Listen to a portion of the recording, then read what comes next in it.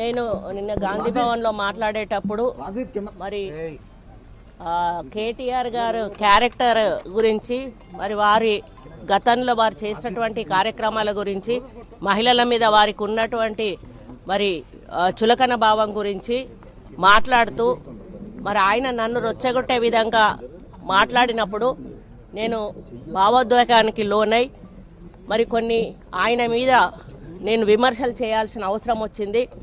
ఆ సందర్భంలో నాకు ఇంకెవరి మీద కూడా వ్యక్తిగత ద్వేషం కానీ మరి వ్యక్తిగత కోపం కానీ లేదు. అనుకోని ఆ సందర్భంలో ఒక కుటుంబం మాట నేను తీయడం ఏదైతే ఉందో అది అనుకోకుండా నా నోటి నుంచి జరగడం జరిగింది.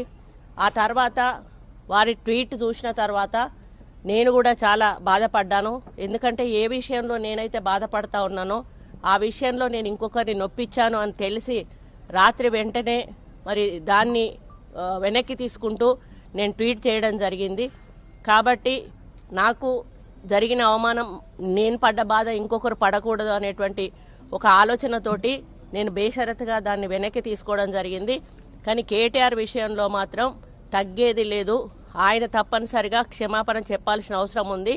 ఆయనే చేసేదంతా చేసి ఈ రోజు నన్ను క్షమాపణ చెప్పాలి అని డిమాండ్ చేయడం ఏదైతే ఉందో మరి దొంగ దొంగ అని తనే దొంగ దొంగ దొంగ అని అరిచినట్టుగా ఉంది. ఆ విషయంలో మాత్రం ఎట్టి పరిస్థితుల్లో కూడా వెనక్కి తగ్గేది లేదు.